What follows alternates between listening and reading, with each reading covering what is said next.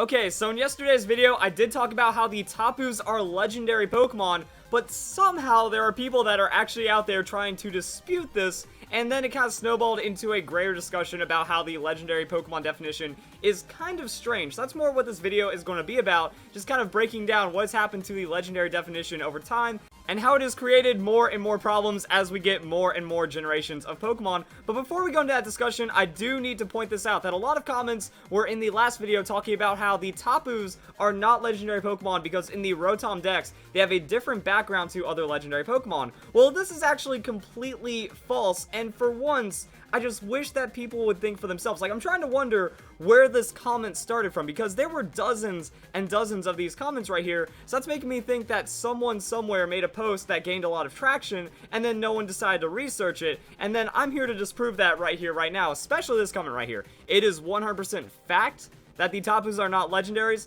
No, if you did any research, you'd be able to find out that this is not true, because it kind of snowballs into the greater problem that the legendary Pokemon are classified the same, but differently at the same time, and that's where a majority of the problems come across. So yes, if you go into the Rotom Dex, you can see that there's a green background on the Tapu Pokemon, and then a gold holographic background. It's actually pretty cool. You can actually use the gyroscope inside of your 3DS to make the background of those legendaries shiny. But the problem is, as we've seen through Pokemon, is that it doesn't matter if it's a legendary or legendary, that the restricted legendaries, such as the box legendaries or super hyper legendaries, they always get a special treatment. So just because the Tapus are green and the legendaries are gold, doesn't mean that the Tapus are not legendary. This is further supported by the Pokemon Bank. You can see that the legendaries have the same gyroscope holographic picture that the other legendaries don't. However, when we get into the trio legendaries, we know that they are legendary Pokemon. This is confirmed, but they do not have the same refractiveness, just kind of like how the gold border does not translate over to the Tapus. So you can't say that because the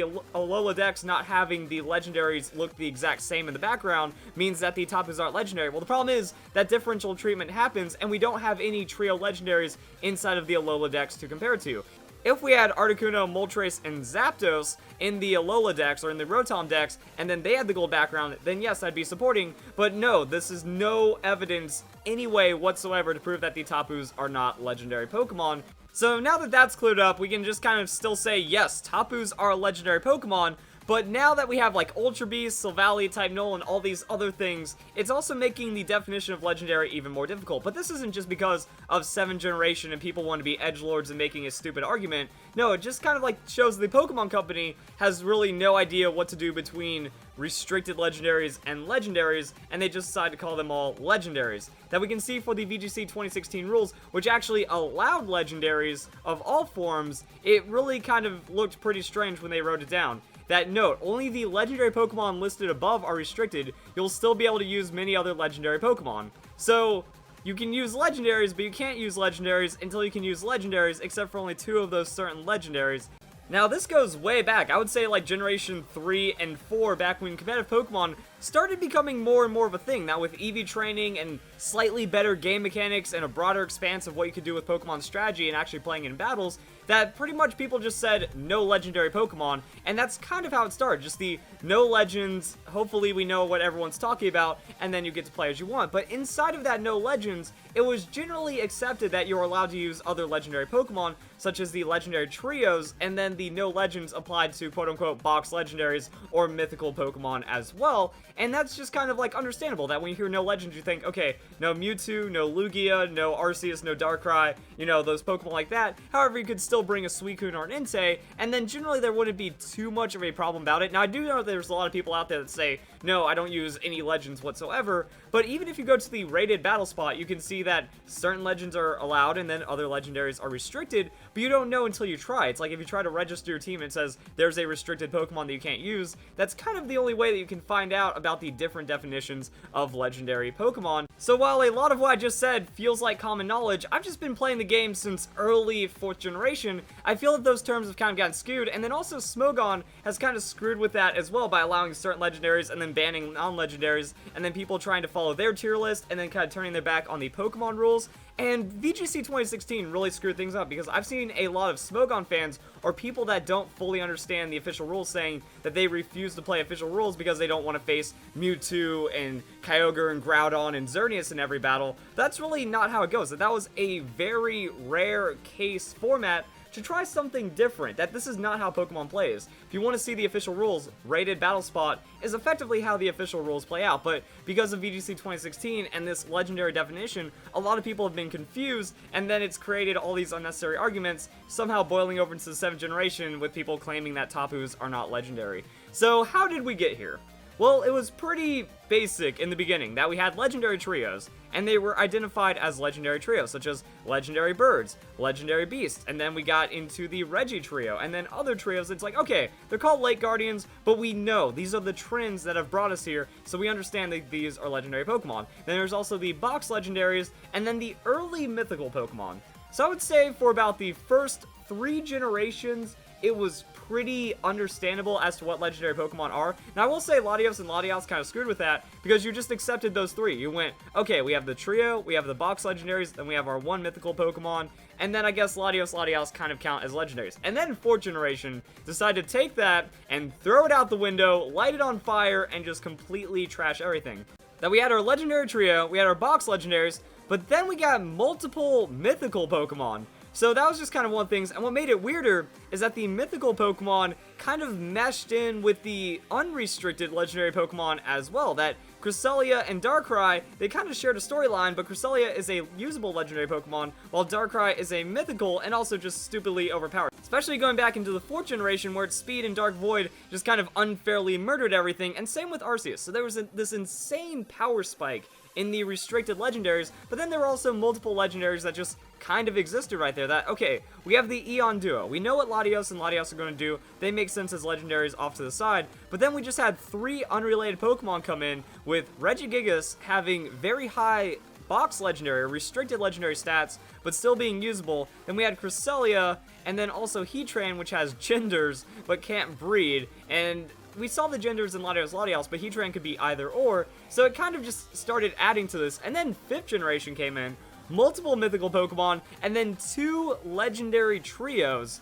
So it's pretty much just kind of showing that Pokemon and Game Freak will be kind of ambiguous with legendaries. That, okay, they're just kind of put off to the side, they come off as special / rare Pokemon, and then that's how you can treat them as legendaries. So we didn't get that much craziness in the 6th generation, and we didn't even get a legendary trio, but then going back in the 7th generation, we got a quad for the Tapu Pokemon.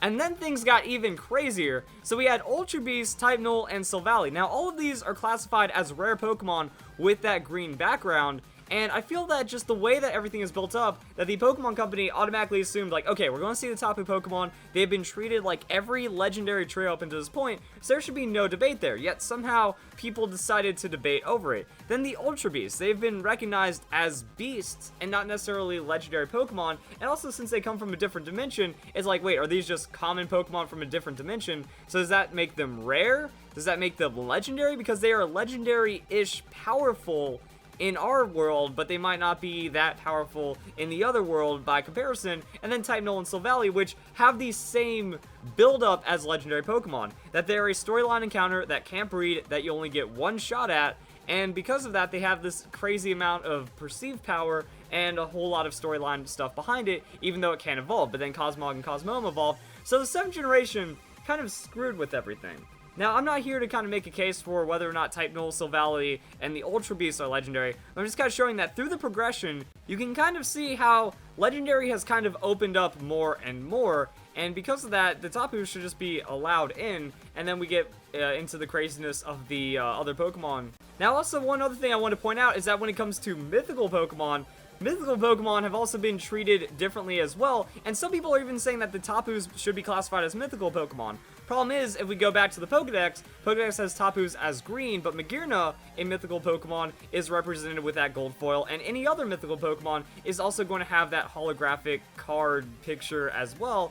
So that's kind of strange. And then staying on mythicals, that they used to be classified as mythical legendaries, and then they changed to just mythical in the 5th generation. outside of Japan, that Japan always classified them as mythical, and then after the 5th generation, for the translations, or at least for like outside Japan, they decided to start calling them just mythical instead of legendary. We got this with the Pokemon 20th anniversary distribution, but unfortunately for the 7th generation, the Pokemon Company and Game Freak have kind of been silent and vague about how the legendaries break down. Now, I think this is mostly about the Ultra Beasts. That Game Freak hasn't really come out and made a statement about the Ultra Beasts because they're supposed to be mysterious. I think that they want people to wonder, hey, are these guys rare Pokemon? Are they special? Are they actually legendary? Are they even Pokemon to begin with because they're these Ultra Beasts from a different dimension? So I think there's supposed to be some mystery there. And even with like the whole Titanol Silvally, maybe that story will get padded out in the sequel version, so that could maybe have something else going, but I think it should just be assumed that the Pokemon Company just expected us to accept Tapus as legendary, and then discuss and fight over the other two, but not really that. And then, as you can see over the last couple years, it's just been crazy with how legendary Pokemon have been introduced. That mythical, they felt like something special, then 4th and 5th generation just started throwing them all over the place, and we still got quite a few in the 6th and 7th generations as well, so it's kind of nuts right now. So I can understand the debate, but I don't understand how people would kind of just leech off of other people's ideas and not think for themselves, and that kind of snowballed into this entire video. And mostly I just kind of wanted to defend my case that yes, I've been saying that Tapus are legendary Pokemon, so I'm tired of seeing all these condescending comments saying that they aren't, especially when you look at the Pokemon rules and it says mythical and some legendary Pokemon are not allowed. Well, some legendary Pokemon are allowed by that definition, which means that the Tapu Pokemon are legendary Pokemon, since we have restricted legendaries, and they're really the only ones left that could be considered legendaries, besides Titanol, Silvally, and the Ultra Beasts. So, there we go, guys. Another legendary Pokemon discussion, just kind of padding out what's happening. Like I said, I wanted to just talk about this. I've been playing competitive Pokemon since early 4th generation, and these are just observations I've seen develop and get weirder and weirder, and then the Pokemon Company just kind of like shrugging, and then everyone else kind of shrugging, and then Smogon getting in the way and making it even more hard and muddled to kind of understand what's going on. So maybe this just kind of shows you, yeah, legendary Pokemon, they're pretty crazy, and not just because they're crazy power, but because no one really knows what could represent a legendary anymore, and that's caused all kinds of issues inside the community, which don't seem to get any better. So if you guys enjoy the video, hope you all have a nice day. Thank you very much for watching.